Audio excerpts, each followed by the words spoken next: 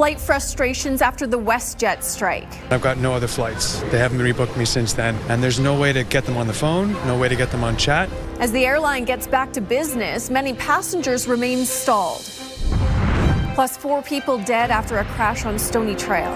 There was 2 cars engulfed in flames and 1 other car that was severely damaged. What led up to the 3-vehicle collision? And gosh, Marmot, how did she get here? It's very curious. It's not panicked. It's not afraid. It's just sniffing around. It's kind of taking ownership of my garage. Caught on camera in Airdrie after hitching a ride from the mountains. CTV Calgary, local breaking news. With Tara Nelson, reporting tonight, Alicia Fieldberg. Hello and thank you for joining us. A tentative deal has ended the WestJet flight attendant strike, which grounded over 900 flights across WestJet's network. But for thousands of passengers, the travel headaches are far from over. Kevin Green reports. The strike may be over, but the lineups at WestJet's check-in counters are growing. Clearing the backlog caused by the work stoppage is taking longer than the strike actually lasted. It's not been good. I'm traveling to London with my family, return flight, booked on Saturday. They canceled it before the strike started, rebooked me on Monday, then canceled that when the strike happened, and I've got no other flights. They haven't rebooked me since then. Neil Hunt came to the airport Tuesday hoping for help. Yeah, you can't expect an airline to be able to handle this level of crisis, but to not tell us anything and to leave us sitting in a hotel for days and days and days is pretty terrible.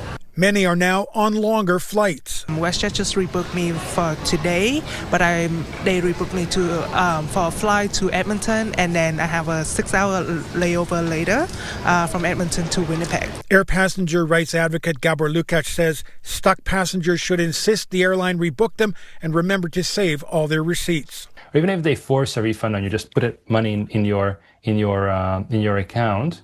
That doesn't relieve them from reimbursing you for your airfare you purchased on the airline. Back inside the terminal, many in the line here are finding the flight they fretted over is finally flying. Much to my relief, when I woke up Monday morning, they had a tentative deal. My flight wasn't canceled. I get to go on holidays unaffected, so I feel for everybody because I've been through it. The union representing flight attendants says the tentative deal struck with WestJet addresses many of their key concerns. It improves on the long-standing flight credit system by recognizing more of the work that cabin crew are required to perform and increasing the compensation for that work. WestJet says it's now working to restore its schedule, but would not tell CTV how long it expects that will take. And Kevin joins us from the airport. So Kevin, we know it's only a tentative deal and we heard a bit from the union, but what are the key points in the agreement? Alicia, most of what we know about the agreement comes from the company. The deal offers, it says, a 13% increase this year and 2.5% each year for the next 3 years thereafter. It also offers increases in vacation allotment time for the most senior of employees and scheduling and quality of life improvements, including more time off while at a base between flights. But most importantly, as you heard from the union representative there, it offers duty pay for all hours worked, which is one of the key demands of the union heading into negotiations. Alicia? Thanks, Kevin. A missing 10-year-old boy who we told you about on CTV News at 5 has been found. Police say the boy disappeared in the Capitol Hill area this afternoon, but he was located moments ago. A public memorial is now planned for Parker Wells. In a social media post, DJ Kelly, the councillor for Ward 4, where Parker went missing, says a community vigil will take place tomorrow. It will happen at the Municipal Plaza outside City Hall, starting at 7 p.m. For nearly 2 weeks, Calgarians joined in the search for Parker before the 11-year-old's body was found. Organizers say the vigil will be a chance for people to honor Parker's life and how the community came together. A child is among the 4 people who died after a crash on Stony Trail over the weekend. It happened when a vehicle traveled the wrong way into oncoming traffic. And now police are trying to figure out how that could happen. Jordan Canagan reports. The wreckage and emergency response after a quadruple fatal crash in Calgary over the long weekend. 2 vehicles were fully engulfed in flames when emergency crews arrived. One of the vehicles, we had 3 people deceased. There was a child, a female, and the driver, a male driver. And in one of the other cars, we had a male driver. Investigators say the driver of a Mercedes was heading the wrong way when it collided with two vehicles. It happened in the northbound lanes of Stony Trail on the bridge over the Weaselhead Parkway and River. Investigators are looking into excessive speed and impairment as factors for the Mercedes driver, but also the possibility that he came down the off-ramp from the Tsutina Parkway. We had a call just prior to the accident happening of a vehicle travelling in the wrong direction. Vehicle travelling south in northbound lanes. This highway design expert says wrong-way drivers on freeways don't happen often in relation to how many drivers take Stony Trail, and signs should warn people going the wrong way. So the signing is critical that drivers do not go down the wrong way right at the ramp terminal, because if they do, then they're off in the wrong direction. But crashes involving wrong-way drivers are often severe, even more so at high speeds.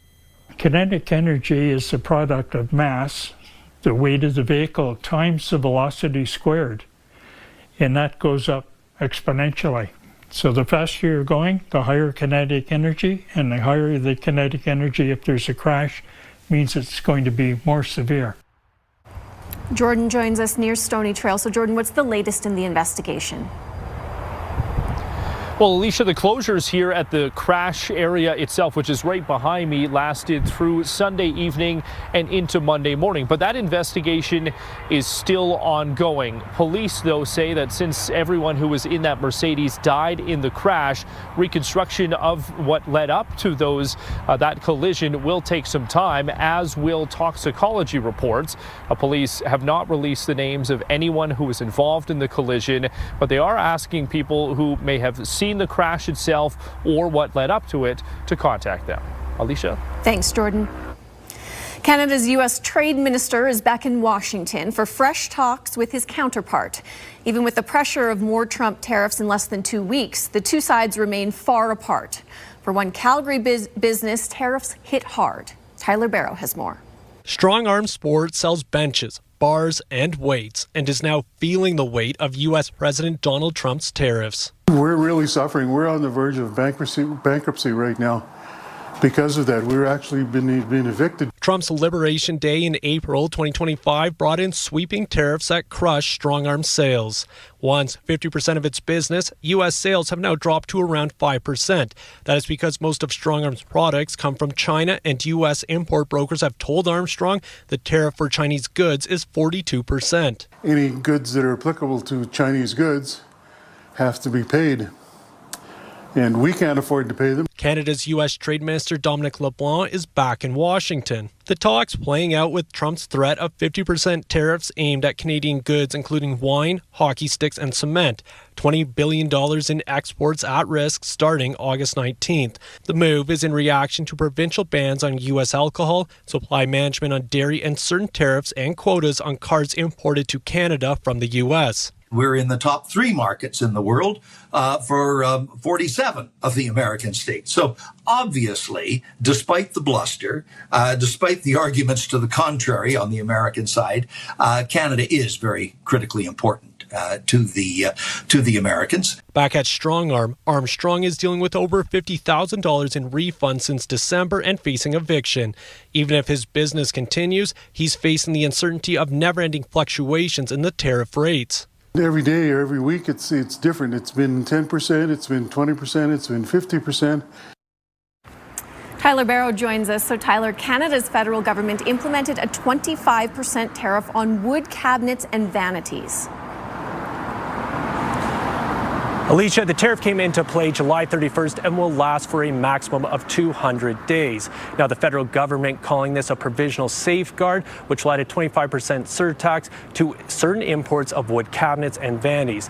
Now, the Canadian Wood Products Alliance says prior to this announcement, the U.S. already had its own tariff on these kinds of products, which has created a mismatch in supply coming in from other countries. Ultimately, though, the alliance says this shows the U.S. that Canada is serious when it comes to supporting local industries. Thanks, Tyler. Well, it can be pretty disruptive when you bring home a new animal, especially when you didn't even mean to. Chris Ratzlaff shot this video of an adventurous marmot that hitched a ride on his truck from Kananaskis last month.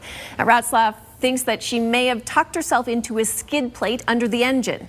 The animal hung around in the garage for a while, then decided to go explore the neighborhood. But she returned to the garage on August 1st, and Ratzlaff called the Calgary Wildlife Rehabilitation Society. They gave him some tips to keep this from happening again.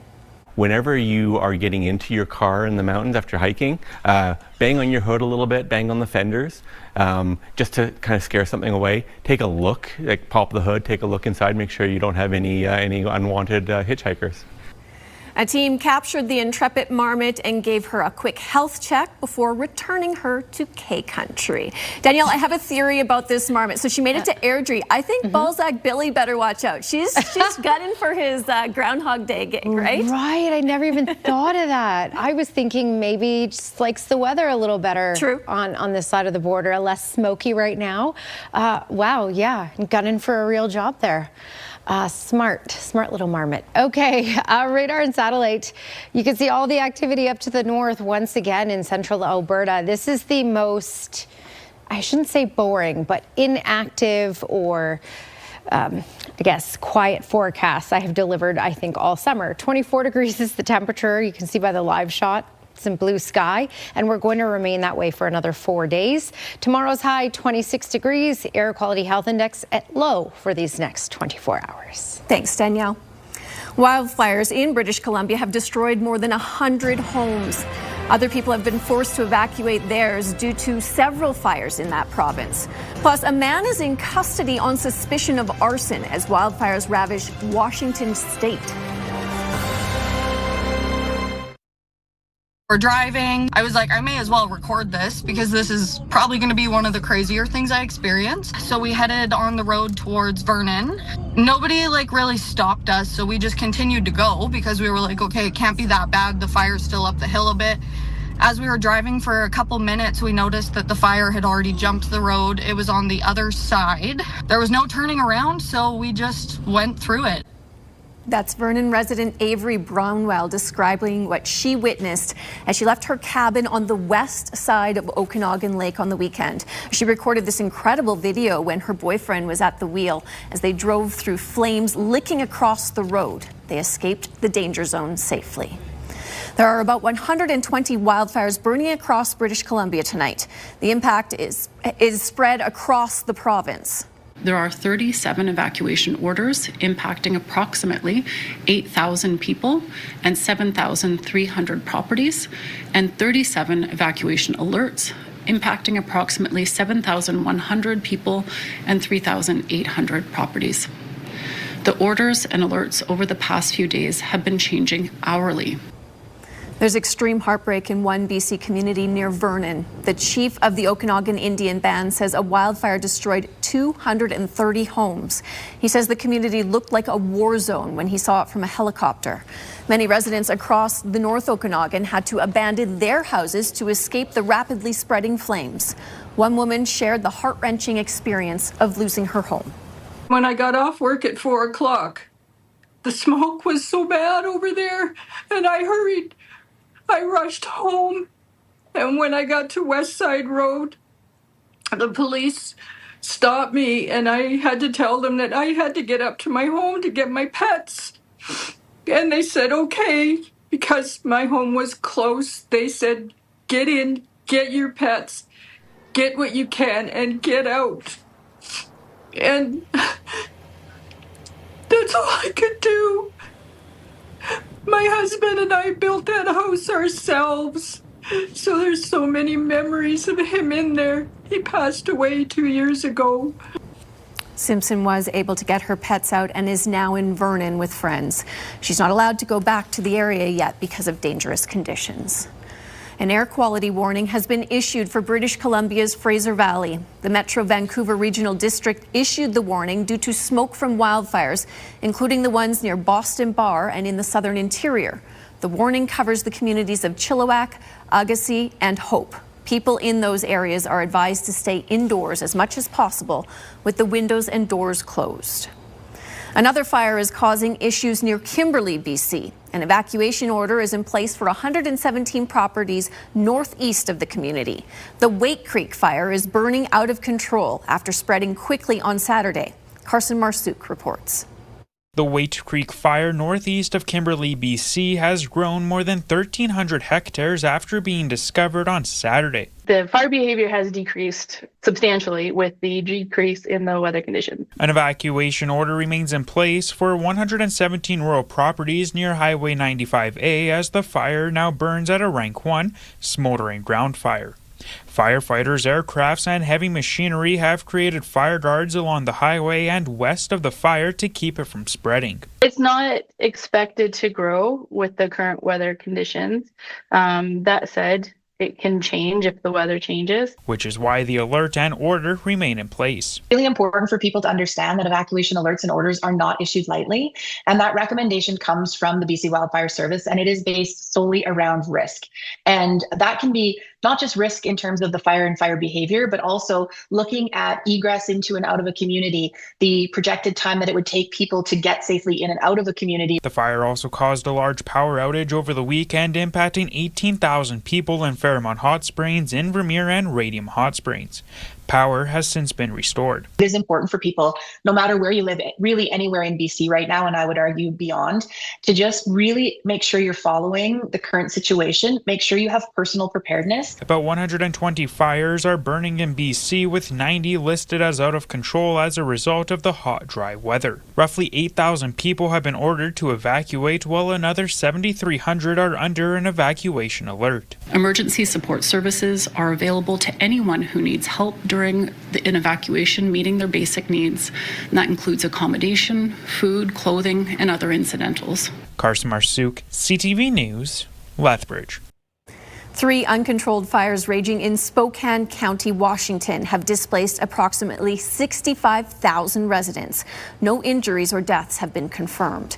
Authorities say first-degree arson charges now filed against a man in connection with one of 3 wildfires. Maribel Gonzalez brings us the latest from Spokane. Apocalyptic scenes in Spokane. It was just a wildfire. Somewhere in this area is kind of where it first jumped. The aftermath like something out of a movie. You know, it looked like a volcano exploded, just that boiling, rolling smoke. On a tour of the damage with the Spokane Fire Department, entire neighborhoods wiped out by the fire. There was no chance to make a stop before it got into the structures, into that neighborhoods. There was just no stopping this. More than 700 structures already destroyed, 10,000 more still at risk, authorities said on Monday. Behind every one of those burned homes is a family trying to rebuild their lives. Behind every one of those dramatic images we see is a young, exhausted firefighter who's risking everything to keep people safe. 37-year-old Aaron Farinacci arrested Monday night and booked on a preliminary charge of first-degree arson in connection with the Old Trails fire, authorities say. Individuals saw him acting suspicious, and then there was smoke a few minutes after that. I just have to believe it adds to the absolute anguish that so many Washingtonians are experiencing. As exhausted fire crews push to gain ground against the blaze before temperatures climb back into the 90s later this week, some believe a blaze like this was inevitable. We've had a lot of fire on the ground the last 3 years, and that's, it was a matter of time that something like this was going to happen. You can only roll that dice so many times. I'm Maribel Gonzalez reporting. This is CTV News, Calgary. And Danielle, over the weekend, we had warnings due to wildfire smoke, due to heat. No warnings now, just pretty pleasant weather. Yes, our air quality is nice right now. The temperatures are nice right now. We're getting what you could say is perfect weather in southern Alberta. We may get a little smoky on Thursday. We'll talk more about that in just a second. All right, at the moment, you have temperatures mainly in those mid-20s in most communities in southern Alberta, except for Banff down through Pincher Creek, mainly in the low 20s, and off around the Brooks area in the high 20s. But basically, right where we should be for this time of year. A normal daytime high in Calgary is 24. That's our daytime high in our current temperature. When we look at winds, they were relatively calm today, a little breezy in Pincher Creek with a max gust at 43 kilometers per hour in the 30s, Lethbridge over to Medicine Hat. We'll pick up to 40 kilometers per hour in the far south for tomorrow. At Calgary, we're just looking at 30 kilometer per hour gusts for tomorrow. Okay, here's a look at what's going on. Very uneventful right now, which is some very good news for us at the moment. There is, once again, the activity going on, thunderstorm activity going on in central Alberta, and that will remain the story because the jet stream will be up to the north of us, so this is a ridge of high pressure. This will intensify and build once again throughout the week, so in this lighter orange, that's the jet stream, so it will be over central Alberta, that's the storm track, so everything will be redirected up and around us in southern Alberta and directed towards central Alberta once again for most of this week. So for us, underneath this ridge of high pressure, the heat will be able to build. But I will say this, we will not get as hot under this ridge like we did last week. So we're not looking at record-breaking highs. We're not looking at many heat warnings put in place. Some communities will get into the 30s, but we're not looking at getting into the 40s later this week like communities did last week. All right, so we will see a little bit of cloud cover later in the day for tomorrow, and there may be some isolated pockets of showers down the Trans-Canada towards the Medicine Hat area, but that's very small chance, very, very isolated if we get it at all. It's pretty stable as we head for these next few days. Let's talk about the potential for smoke, and again, there's a lot of fires going on in BC, a lot of fires going on in Washington State, and as we get the winds, which may pick up some steam on late Wednesday and through Thursday, the far south may see some smoke starting to peek its way in when we look at Wednesday night through Thursday morning, and then this will likely push into Calgary late Thursday and through early Friday. So we may get a little smoky once again when you look at this longer range forecast. So tomorrow, air quality health index should still be low, lots of sunshine, 26 is our high, but we may bump up to moderate in Calgary on Thursday and potentially Friday. 23 degrees is our high for Thursday, 26 for Friday and Saturday, and then the weather pattern once again shifts on Sunday to cooler temperatures and the risk of thunderstorms. That's your Action Furnace 5-day forecast. Thanks, Danielle. Thousands of Calgarians marked Heritage Day in Eau Claire. Alberta's multicultural history was on display. Dozens of countries were represented at the Calgary Folk Art Council's annual event, including new booths from Uzbekistan and Kazakhstan. The event offered music and food from various cultures. We can relive the past, bring back the memories that we had, and continue on. It is a time when we actually see different countries performing. Some of us, even myself, after 25 years, I still have not seen all of them. Organizers say the event has grown significantly over the past 48 years. The Tango 2 Eco Fest took over parts of the Greenview Industrial Business Improvement District in Northeast Calgary on the long weekend.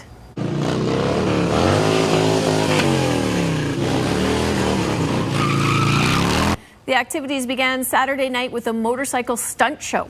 Tango 2 Echo is a play on the area's 2TE postal code. The aim is to showcase the area's unique blend of automotive, business, construction companies, restaurants, and self-guided public art. So this is actually the 8th annual Tango 2 Echo, but the Rides and Rods car show has been going on for 18 years. We've kind of just adopted it as part of the festival as a way to promote the area.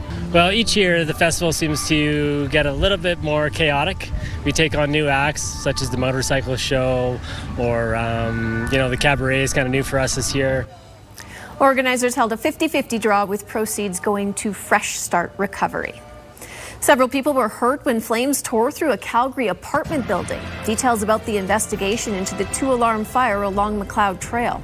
And a man faces charges after a shooting near a C-train station.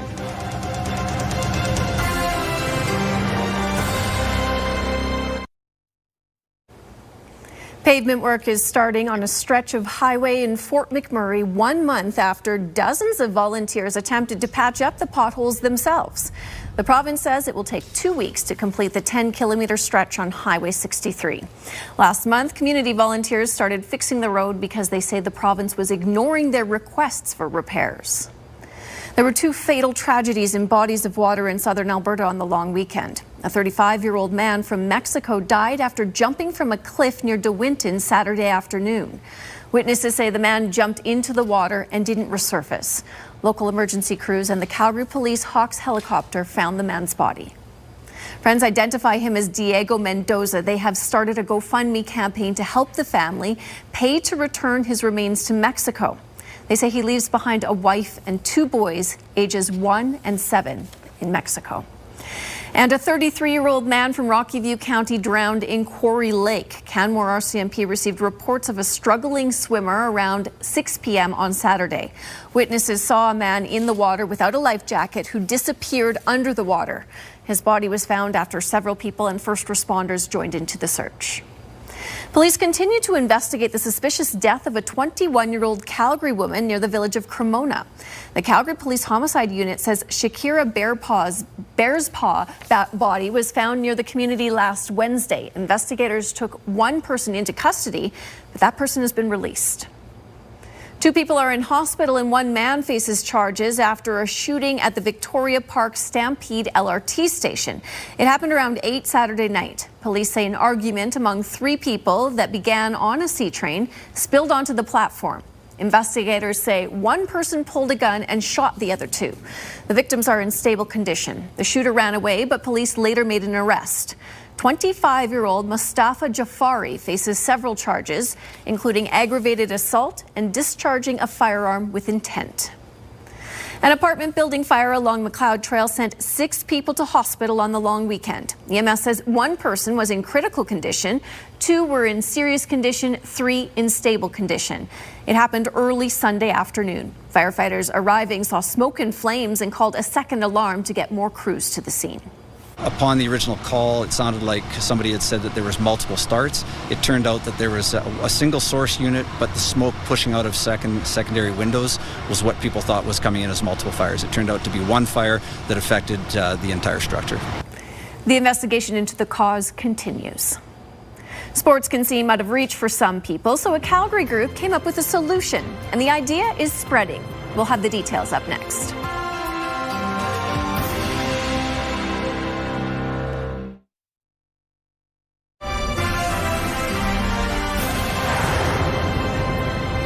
A Calgary group is a dream come true for people who've heard they can't participate in certain sports. Kevin Fleming has more on Lacrossing Barriers. Bryce Ripley has been playing lacrosse for 8 years with Lacrossing Barriers and its Mighty Sloths team. Ripley is more comfortable in net than he is taking shots. It's fun to take shots, and it's fun to do, and it's fun. And it's fun to make saves. When I met Bryce, he had huge anxiety issues over leaving his house, except to go to the Saddle Dome for Hitmen and Roughneck and Flames games. But now Ripley has traveled the country with the not-for-profit, hosting exhibitions. No matter how you're born, no matter how you move or what's happened to you, you should be able to play an authentic and accountable form of sport. 21-year-old Logan Walker loves taking shots. He's been practicing and playing scrimmages for 6 years with the team. You can learn cradling. You could also learn how to pick up lacrosse balls. You could even learn how to fake or pivot, or even better, you can learn how to shoot. Leanne La Al-Assad played soccer growing up, but is now trying lacrosse. Honestly, at the first time I was shy, because I was kind of shy talking and doing things. Keziah Hepner was a player last year and is now volunteering to help others learn the game. Helping out is teaching the kids how to play, making sure that they have good form and that they're also having fun. The Mighty Sloths are not in any league, but rather focus on running and sweating and having fun. Kevin Fleming, CTV News, Calgary. All right, welcome back, Glenn and Danielle. Yeah. A casual conversation between some Canadians is getting a lot of love online. Look in between these trees. It's a circle right in between. You see it? Oh, I see, yeah, there, the circle gap there. Yeah. I've never ever seen that before, That is kind of cool, eh? It is. Like a little tree window. Yeah. Just a couple of Canucks bonding over a storm, and a woman from Fort McMurray posted this saying, it's a Newfoundlander and an Albertan, in case you couldn't pick that up, who met while watching the lightning at this campsite. There were some A's in there also that were... I love that tree window up there. It's lovely. I love the conversation. Perfect. Well, on to a piñata party now, where one little girl takes matters into her own hands.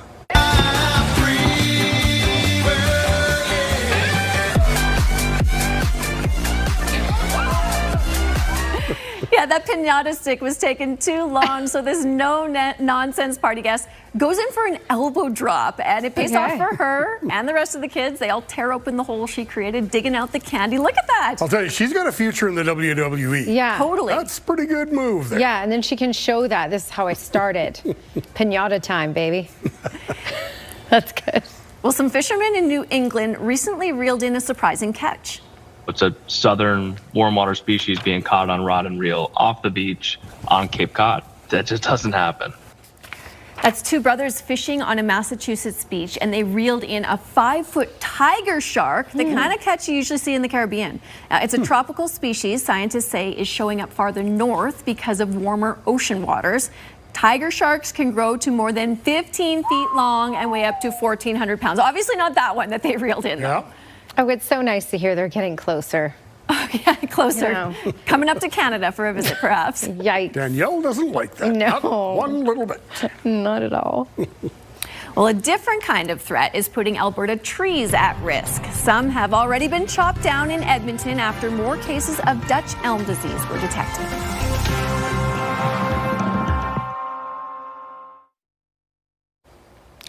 Here's a Skywatch weather camera. What a beautiful day we had today. Temperatures right where they should be. The wind's calm. The sun was out. Beautiful. There's a look at our daytime high, current temperature, and the normal, all those 24s. Record for this day, 33.9 from 1893. And we're not going to get close to that this week, I'll tell you. So while we have this hot stretch for this entire week, well, right through till the end of Saturday, we're not looking at this hot stretch being as intense as the last one that we had last week. So, for example, we're looking at daytime highs getting into those mid-20s for Calgary, so 26. And then for the southeast corner of our province, we're looking at maxing out in the low 30s, not closer to the 40-degree mark like we had in the southeast corner last week. All right, we're mainly in those mid-20s, but Brooks is at 27 right now. Quiet, nothing going on in the south at this moment. And again, in central Alberta, all that active weather as it takes a ride on the jet stream. We're under the ridge of high pressure. This is going to keep us stable, so lots of sunshine for tomorrow with the occasional cloudy period later in the day. Air quality health index should remain low for tomorrow as well, and you're looking at a high of 26 in Calgary for the afternoon. That's your 24-hour forecast. Brought to you by Action Furnace, fixed right or it's free. All right, when you take a little look around, there's a lot of heat off on the BC side. So 36 is a high for Kamloops, 35 for Kelowna tomorrow, 23 for Edmonton. And again, we're in those low to mid 20s for much of southern Alberta. 26 for Calgary, 27 for Drumheller and High River, and 28 for Lethbridge and Medicine Hat. And again, these areas, Medicine Hat, for example, will get to 30 degrees by Saturday. All right, when we look at that longer range trend for Calgary, you can see more reasonable temperatures. The hottest days will be Wednesday, Friday, and Saturday of these next 10 days with a high of 26 degrees. Thanks, Danielle. WestJet flights have resumed, but many passengers are still impacted by Sunday's strike. WestJet and the union representing about 4,400 flight attendants reached a tentative agreement yesterday, but the airline is still working through a backlog after more than 900 flights were canceled. Police are looking into speed and alcohol as factors after a crash involving a car going the wrong way on Stony Trail killed 4 people, including a child. Several wildfires continue to burn out of control in BC, already destroying more than 100 homes in one area, now forcing people in another area to evacuate.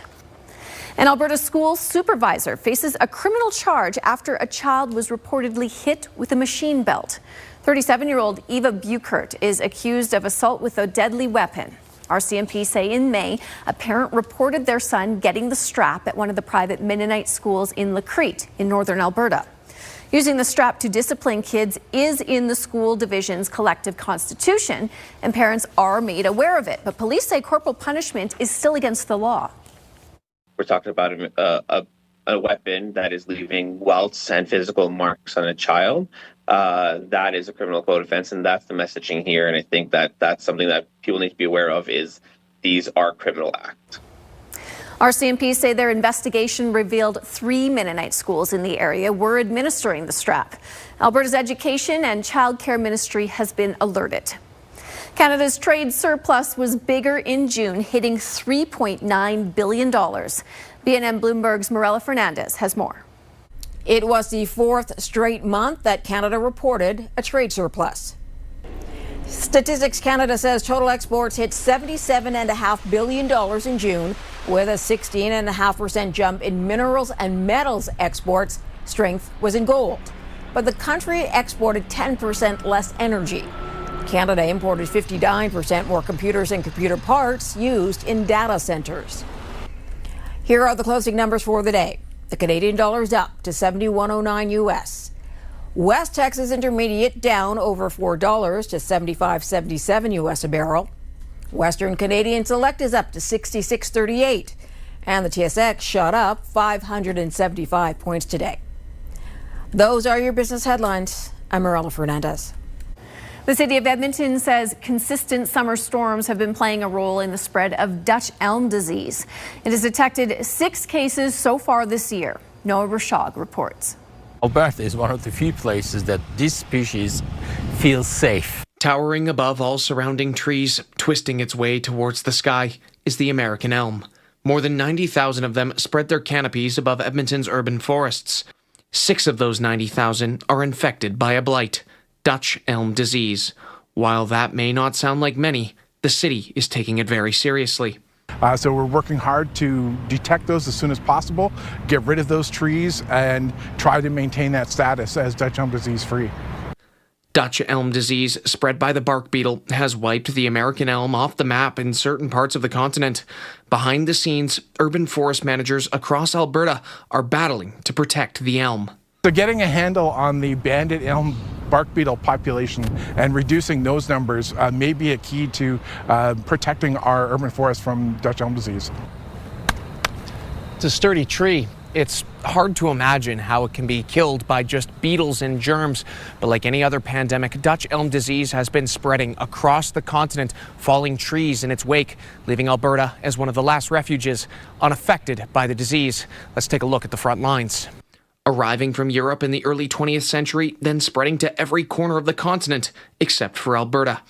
In Winnipeg, they've had to cull tens of thousands of trees in the last 50 years, losing nearly 3.5% of their whole population just in 2025. In California, in Wisconsin, northeastern U.S., literally the entire species is wiped out. The 6 cases in Edmonton are recent, following a series of storms, tearing branches and falling trees. The smell of torn branches attracts the bark beetles, like blood in the water. If you cut some branch, I can guarantee you these trees will be attacked. Why? Produce more chemicals than the trees nearby. And that will really helping the spread of the disease. The city has urged people to take their tree waste to waste disposal centers to help prevent the spread of Dutch elm disease. Noah Rashog, CTV News, Edmonton. A Calgarian is celebrating a big win this weekend in the capital of Canada. We hear what inspired him to run, bike, and swim hundreds of kilometers to the finish line.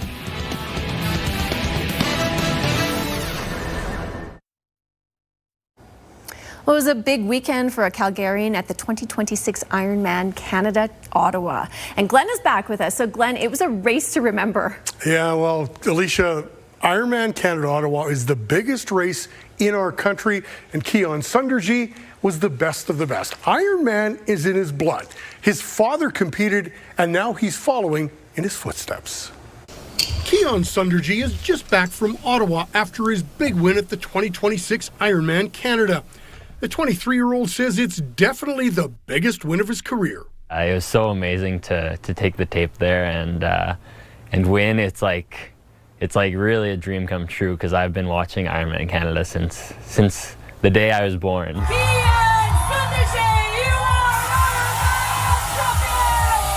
This was Sunderji's 10th full Ironman. He does 2 to 3 a year. Competing in the Ironman isn't easy. Yeah, well, it takes a lot out of the body. It normally takes at least a week to, start to recover. Walking up the stairs, driving, everything is a little bit hard after the first couple of days. Sunderji's winning time in Ottawa was 8 hours, 26 minutes, and 53 seconds. Obviously, it's grueling and a test on both your body and your mind. So what brings him back? It's so rewarding. It's so amazing when you have friends around you and people that keep pushing you, and it's such a great community.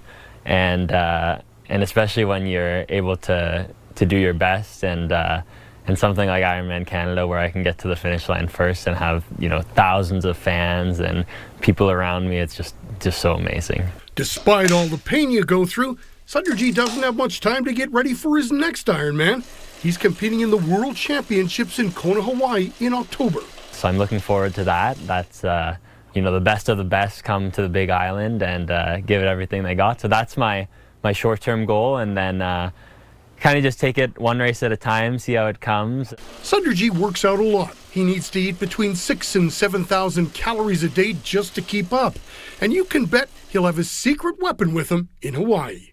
Candy is my go-to, so every race at around the halfway point of the run, we have something called special needs, where you can get something that, you know, nutrition or something to keep you going. And every time I grab my bag of candy and I don't eat it, I just hold on to it, and it gives me power to finish the race strong and know that once I finish, I'm going to crush that bag of candy and probably some more back in the hotel room. Now, the Sunderjis are a very athletic family. Last year, Keon, his dad, and his 77-year-old grandfather climbed Mount Kilimanjaro. Well, more than 200 kids are getting a chance to learn hockey from some former NHLers this August. Several Flames alumni, including Matt Stajan, helping out in the first day of the Alumni Hockey School at 7 Chiefs Sportsplex. Kids 7 to 12 years old get a chance to build their skills while having fun during a week of sessions with former Flames players. Stajan says it's a fun way for the young skaters to stay active. I want the kids leaving here with a good experience, with guys who have, you know, been around the game for a long time, and you know, they can look back and say they had an enjoyable week. Of course, the first session ended with a chance to get some autographs. The Alumni Hockey School runs until Saturday this week, and from August 17th to the 21st. Looks like a fun time. You bet. And Danielle, we've got a nice weekend tonight if anybody wants to get out and maybe hit a few balls or go for a run or something like that. But I'm still on the candy thing. He has a bag of candy. I agree. And he doesn't eat it when he has to run another... Nope. He looks forward to the end, and then he knows that's there to... That's how you win Ironman competitions and climb mountains. You would think you need a sugar dose to get through that many more kilometers. Anyway, okay.